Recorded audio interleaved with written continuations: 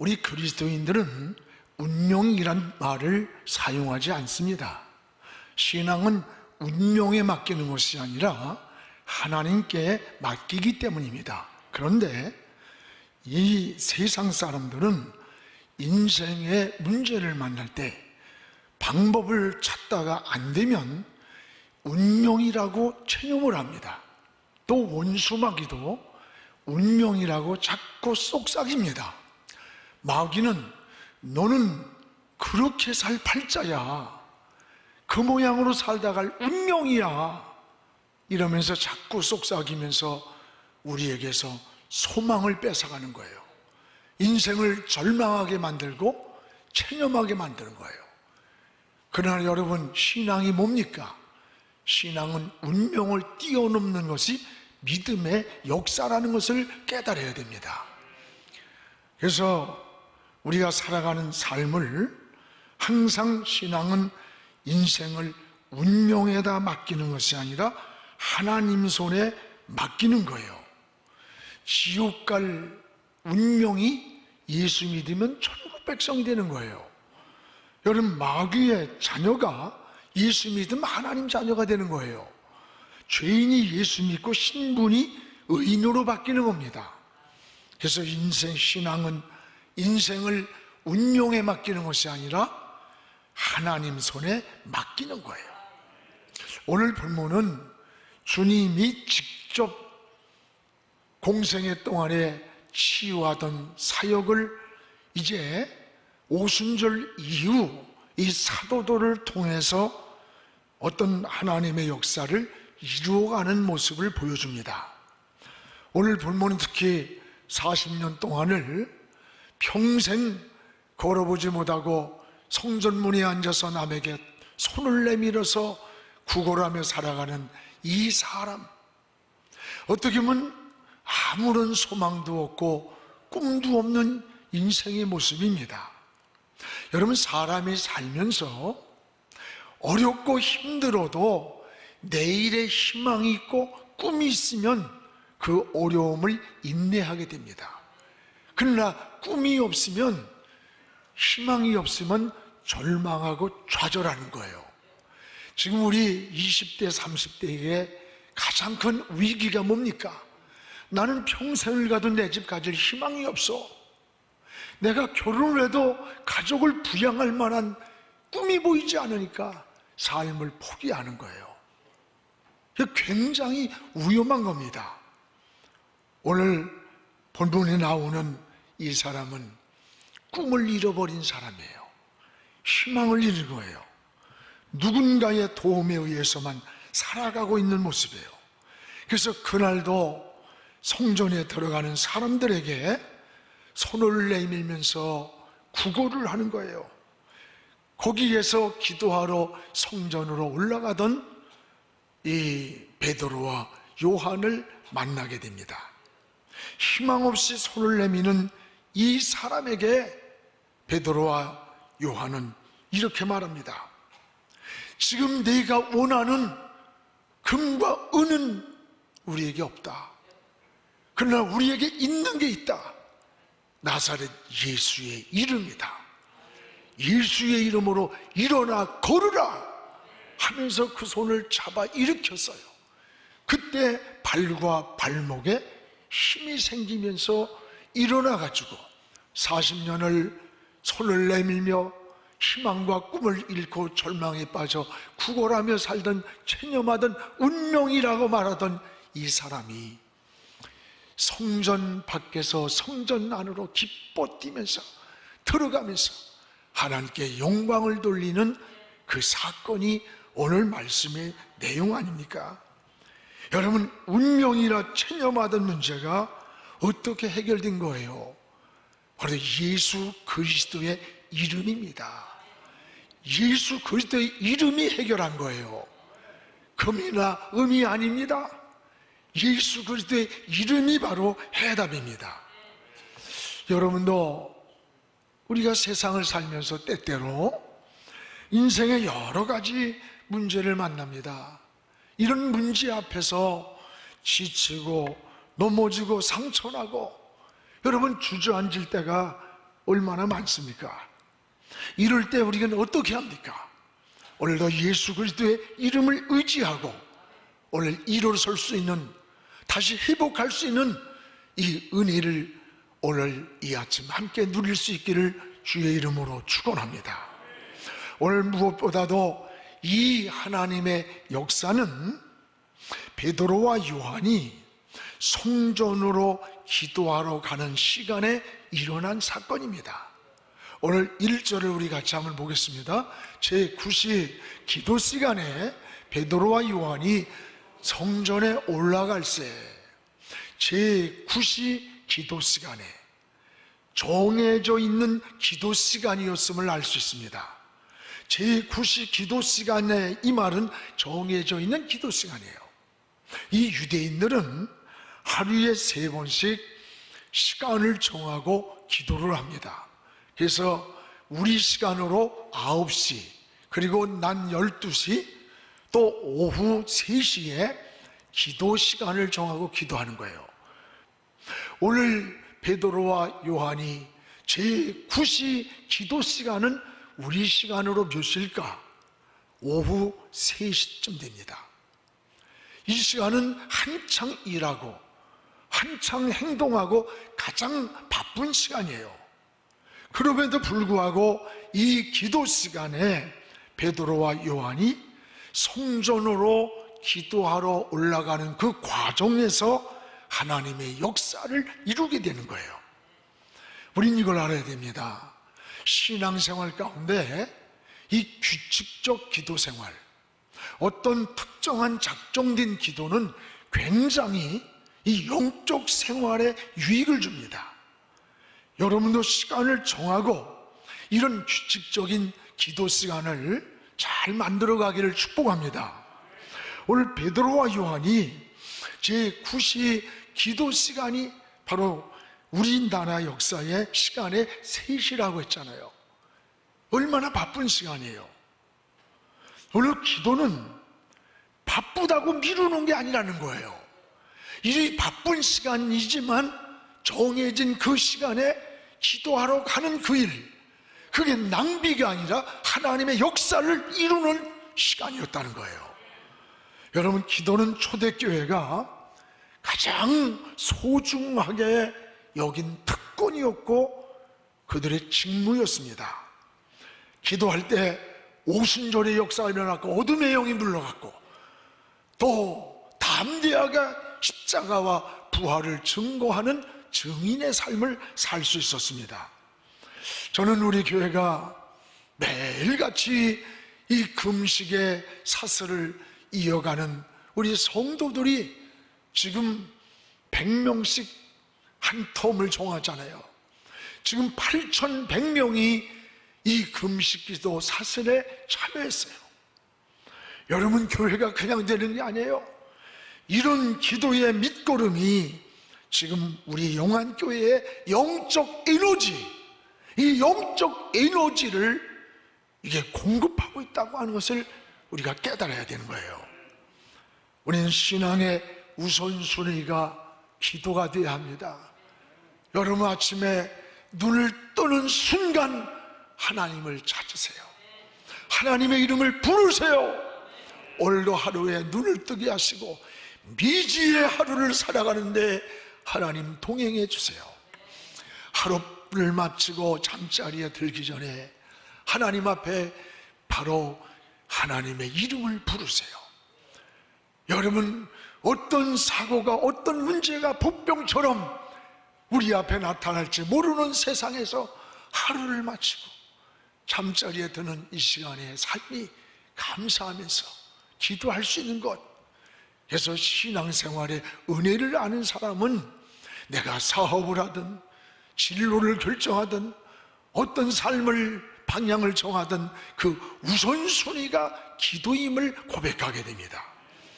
여러분도 나름대로의 이런 기도 시간이 정해져 있기를 축복합니다. 또한 베드로와 요한은 성전으로 기도하기 위해 가는 과정, 이 과정에서 하나님의 역사를 경험한 겁니다.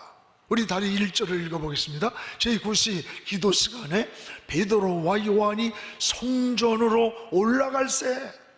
여기 성전으로 올라갔다, 이 말은 미완료형입니다. 즉 한 번 올라가고 그냥 끝낸 게 아니에요.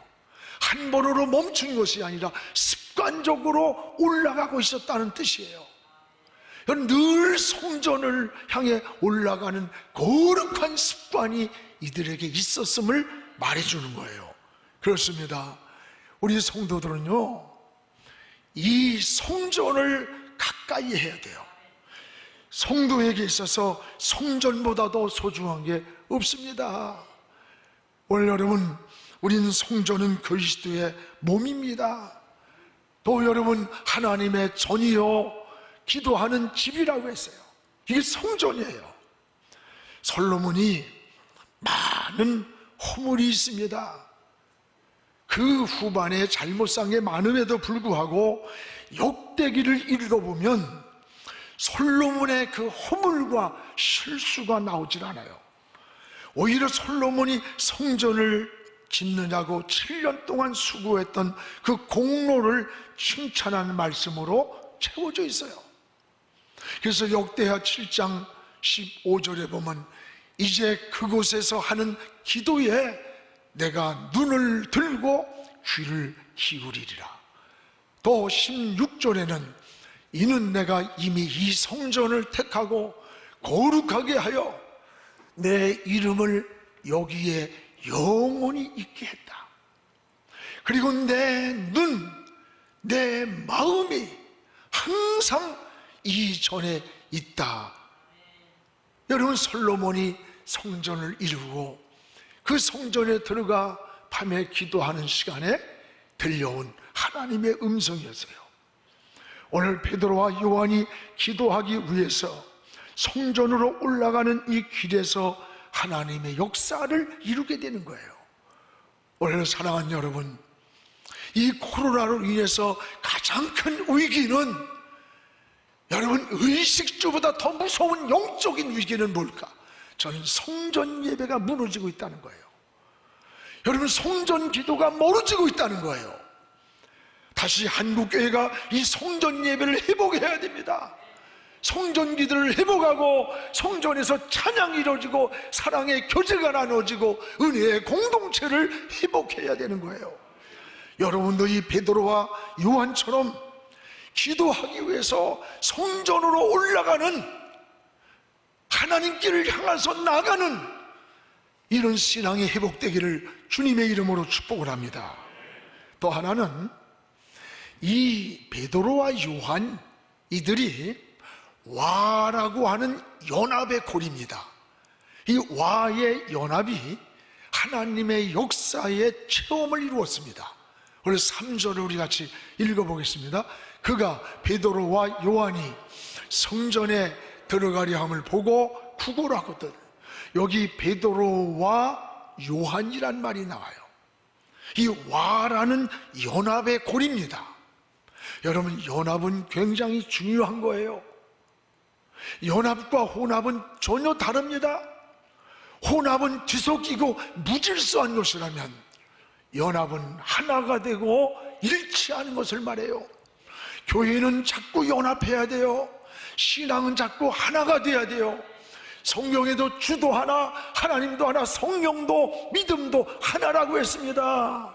그렇습니다. 오늘 베드로와 요한이 하나가 되어서 이 성전으로 올라가는 그 길목에서 하나님의 역사를 체험하게 되는 거예요. 사랑하는 여러분, 오늘 우리의 신앙도 다시 한번 돌아보시기를 바랍니다. 여러분, 오늘 우리는 베드로와 요한은 여러 가지 인간적인 측면에서 이 하나가 될 수 없는 그러한 조건을 가진 사람들이에요. 이들은 세 가지 차이점이 분명합니다. 하나는 성격의 차이가 달라요. 베드로는 성격이 급하고 단순하고 다혈질적이에요. 그런데 요한은 성격이 차분합니다. 성격에. 또 하나는 이들의 나이 차이입니다. 베드로는 나이가 많았어요. 요한은 연소한 자라고 그랬어요. 또 여러분, 이들은 세 번째는 지식의 차이입니다. 베드로는 갈릴리 어부 출신이에요. 어부의 생활을 하면서 많은 학문을 쌓지 못한 건 사실입니다. 그러나 요한은 지성인인 것을 보게 됩니다. 성격의 차이, 연령의 차이, 지식의 차이, 여러 가지 면에서 하나가 되기 어려운 그런 조건들이에요. 그럼에도 불구하고 베드로와 요한이 하나가 되어서 성전으로 기도하러 가는 걸 봐요. 그리고 그 하나가 되어 가는 그 과정이 하나님의 역사를 이루는 과정이었다는 거예요. 그러면 어떻게 이렇게 다른 이들이 하나가 될 수 있었을까? 네 가지입니다. 하나는 믿음으로 하나가 됐습니다. 여러분, 믿음은 항상 하나가 되게 만듭니다. 또 하나는 뭐예요? 영적인 속성이 같았기 때문입니다.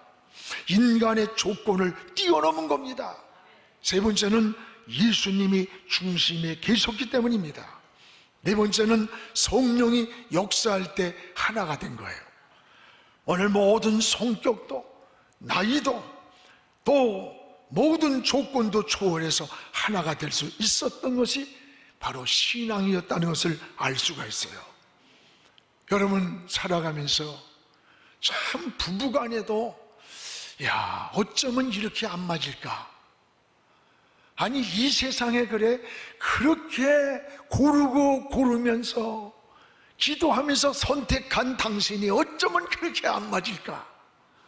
그게 우리 집사람이 하는 얘기요. 나도 또 똑같은 얘기를 해.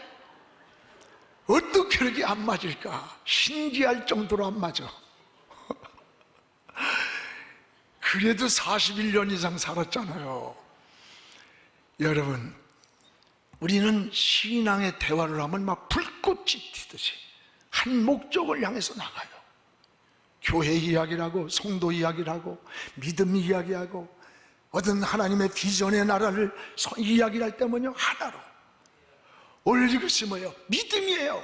성령이에요. 영적인 속성이에요. 우리 신앙은요, 우리 구심점 속에, 와의 고리 속에 신앙이 들어있어야 돼. 여러분, 우리는 이 차이를 어떻게 극복했느냐?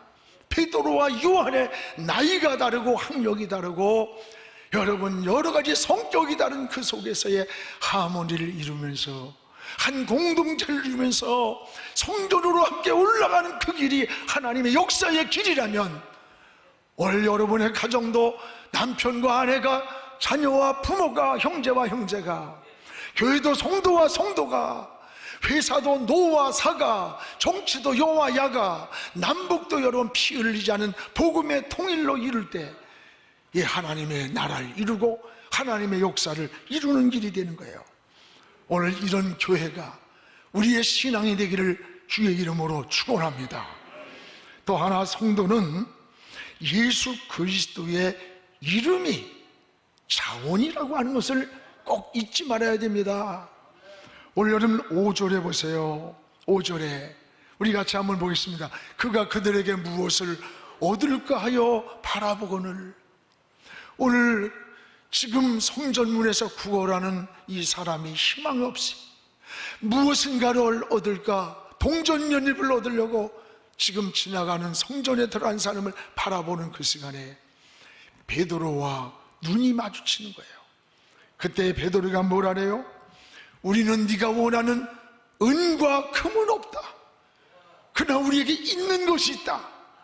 바로 예수 그리스도의 이름이라고 했습니다. 그렇습니다. 여러분, 만약에 이걸 잘 알아야 돼. 베드로와 요한이 은과 금이 많아가지고 돈으로 그냥 막 확 도와줬다면 평생 그 사람은 구걸하는 그 자리에서 구걸하는 문제를 해결하지 못했을 겁니다. 못했을 거예요. 여러분, 신앙은 은과 금으로 해결하는 게 아니에요. 돈으로 구제를 하려고 하면 근본적인 문제를 해결할 수 없어요. 우리는 구제해야 됩니다. 그러나 그 구제 자체가 근본적인 문제를 해결할 수 있는 게 아니에요. 나는 우리 젊은이들에게 정부에서 돈을 그냥 얼마를 준다, 이거는요 대책이 없습니다. 정말 위험한 겁니다. 저들이 정말 땀을 흘리고 일용 근로자가 되어서 피를 흘리면서 어떻게든지 일어서려고 할 때 그 모자라는 것을 마중물처럼 도와줘야 일어나는 거지, 그냥 돈 여러 몇십만 원씩 줘야 무능한 자가 되는 거예요. 오늘 여러분 이 사람에게 은금이나 줬다면 이 사람은 평생 거기서 못 벗어났을 거예요. 오늘 사랑하는 여러분, 우리는 이들의 문제를 해결하는 방법은 은금이 아니에요. 본질적인 거예요. 그게 뭡니까? 오늘 예수 그리스도의 이름이었습니다. 우리는 이 예수 그리스도의 이름, 이것을 줄 수 있어야 되는 거예요. 그래서 여기 6절에 보면 우리는 믿음의 손을, 이 손을 내미는 자에게 붙잡아 줘야 되는 거예요. 우리 6절을 한번 같이 읽어봅시다. 베드로가 이르되 은과 금은 내게 없거니와 내게 있는 이것을 내게 주노니 나사렛 예수 그리스도의 이름으로 일어나 걸으라. 여기 보세요. 오늘 인생의 문제를 안고 지친 이들을 주님 앞으로 데려오는 그 손을 붙잡아주는 일을 우리가 해야 됩니다. 그들을 붙잡고 예수님 앞으로 데리고 오면 책임은 주님이 지시는 거예요. 여러분, 믿고 요단강을 내디딜 때 그 요단강을 갈라지게 한 분은 하나님이에요. 여리고성을 믿고 돌 때 그 성을 무너뜨린 분은 하나님이 하신 거예요. 죽은 나사로의 무덤을 돌물 여는 것은 우리가 할 일이지만 그 안에 죽어있는 나사로를 살리는 것은 그건 주님이 하실 일이에요. 사랑하는 여러분, 주님이 하실 일과 하나님이 하실 일까지 마치 내가 해결해야 하는 것처럼 고민하고 근심하고 그걸 끌어안고 절망하고 있지는 않습니까? 오늘 여러분, 하나님이 하실 일이라면 믿음으로 하나님께 다 맡기시길 바랍니다. 하나님 손에 맡기는 게 우리 신앙이에요. 우리가 할 역할이라면 오직 믿음으로 행동하면 되는 거예요. 오늘 베드로가 예수의 이름으로 안질뱅이의 손을 잡고 일으킨 것처럼 여러분도 믿음으로 여러분 주변에 지친 사람들, 넘어진 사람들, 실패하여 쓰러진 이웃들이 얼마나 많은 줄 알아요? 여러분의 그 손을 잡아주십시오. 그 손을 붙잡고 주님 앞으로 나오십시오. 그 손을 잡고 주의 이름을 부르십시오. 이것이 살리는 길인 줄 믿습니다. 그러면 여러분, 그 일으키는 힘은 누가 주느냐? 우리에게 있는 게 아니에요. 주님이 주시는 거예요. 7절입니다. 우리 같이 한번 읽어보겠습니다. 오른손을 잡아 일으키니 발과 발목에 곧 힘을 얻었더라. 주님이 우리는 붙잡아줬더니 주님이 발과 발목에 힘을 줬던 거예요. 일으켰던 거예요. 그렇습니다.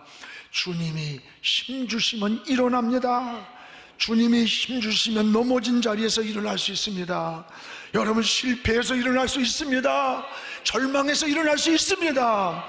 병든 자리에서 일어날 수 있습니다. 오늘 여러분, 우리가 살아가면서 자칫 잘못하면 영광을 가로챌 수 있는 위험이 있음을 알아야 돼요. 목사도 마찬가지고 여러분도 마찬가지요. 내가 어떤 헌신을 했을지라도, 어떤 봉사를, 어떤 충성을 했을지라도 하나님이 주신 감동이라고 고백해야 돼요. 하나님의 은혜였다고 말해야 돼요. 사랑하는 여러분, 오늘 베드로처럼 우리 모두가 주의 이름만을 높이고 주의 영광만을 돌리는 그런 신앙의 삶이 되기를 주의 이름으로 축원합니다. 지금은 미디어 선교를 위한 헌금 시간입니다. 이 예배를 통해 삶 가운데 은혜와 회복이 충만하시기를 간절히 기도합니다.